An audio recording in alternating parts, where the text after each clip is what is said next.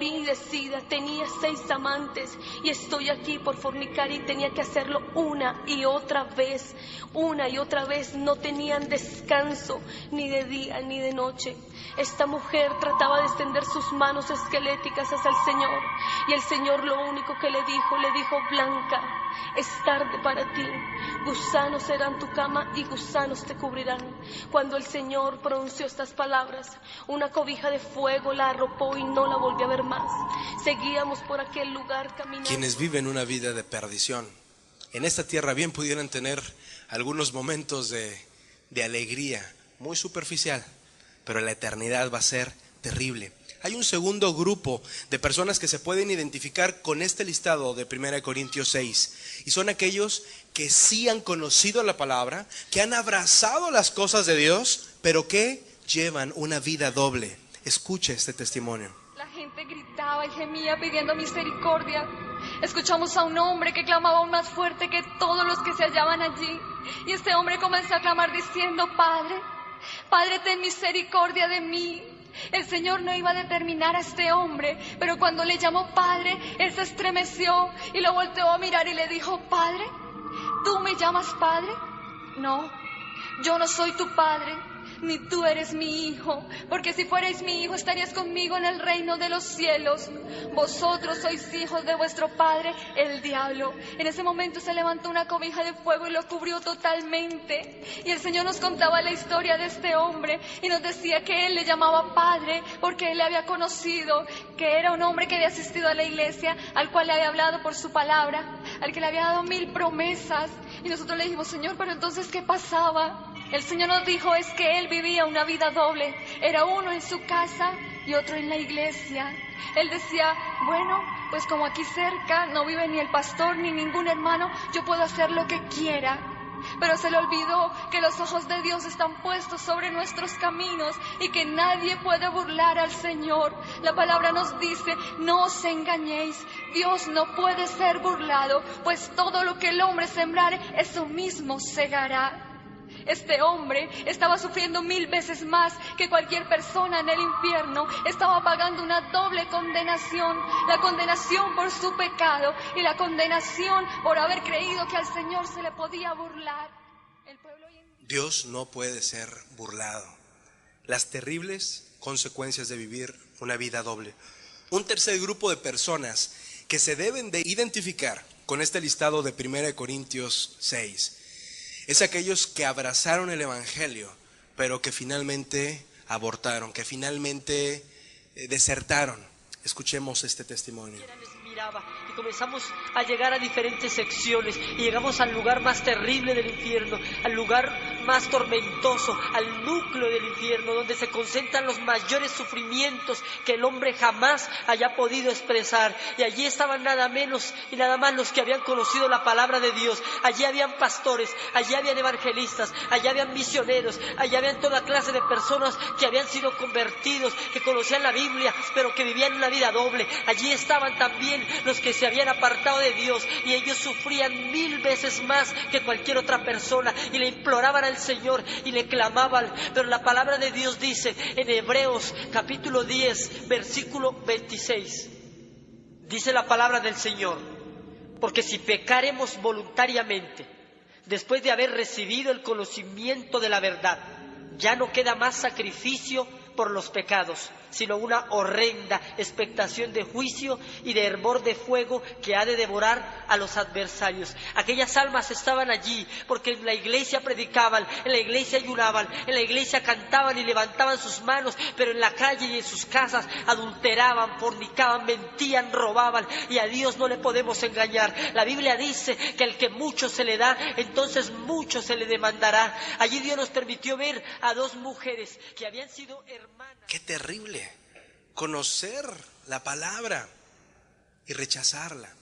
Qué terrible tener un encuentro con Jesús y decidir no caminar con Él. Qué terrible, pero qué real. ¿Quiénes más rechazan a Jesús, además de los que practican el pecado? Los que confían en sus propios méritos. Dice la Escritura en Hechos 10: en la ciudad de Cesarea vivía un hombre llamado Cornelio, Era capitán de un grupo de 100 soldados romanos al que se le conocía como regimiento italiano. Cornelio y todos los de su casa amaban y adoraban a Dios. Además, Cornelio ayudaba mucho a los judíos pobres y siempre oraba a Dios. Un día, a eso de las 3 de la tarde, Cornelio tuvo una visión en la que claramente veía que un ángel de Dios llegaba a donde él estaba y lo llamaba por su nombre.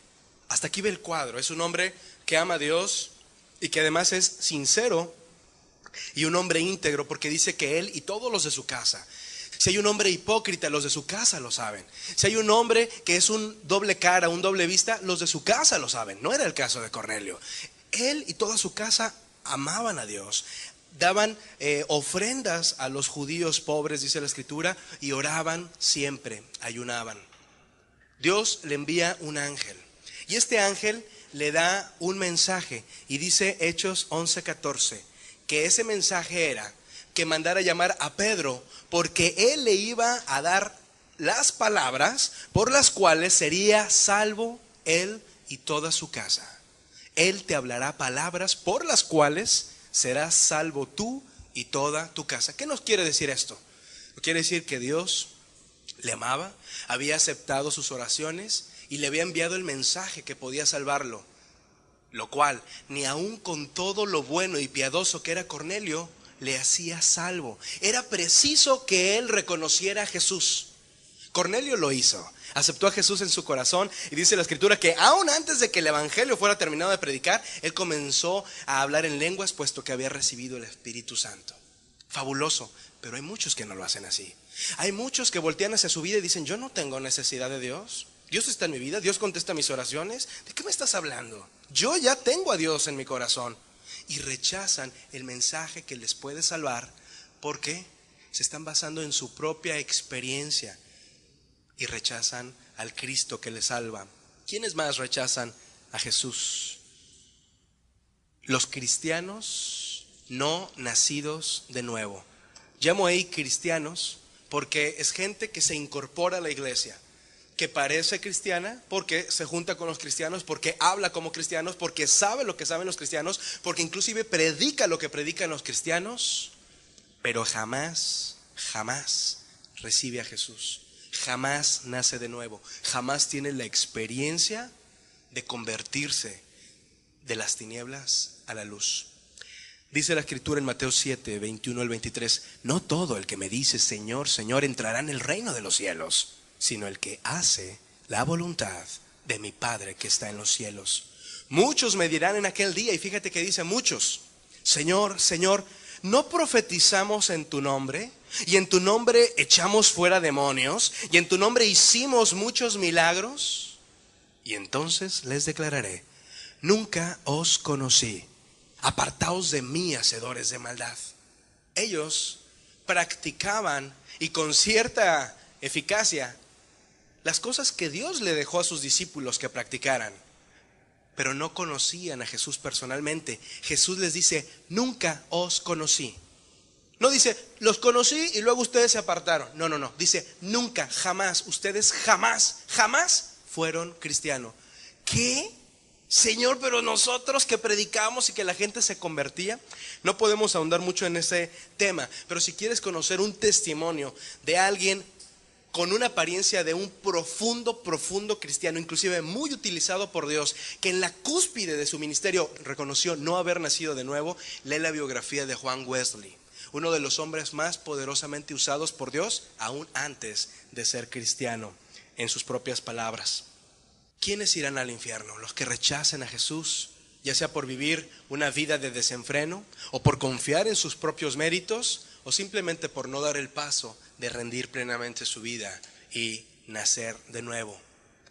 ¿Quiénes sí librarán ese fuego terrible, ese lugar lleno de malos recuerdos y aún de malos olores? ¿Cuáles son las características de alguien que sí ha aceptado a Jesús? No creo ser exhaustivo, pero estas son algunas de las características que tiene un verdadero creyente. Dice la Escritura en Romanos 10 que si confesares con tu boca y creyeres en tu corazón que Dios levantó a Jesús de entre los muertos, serás salvo.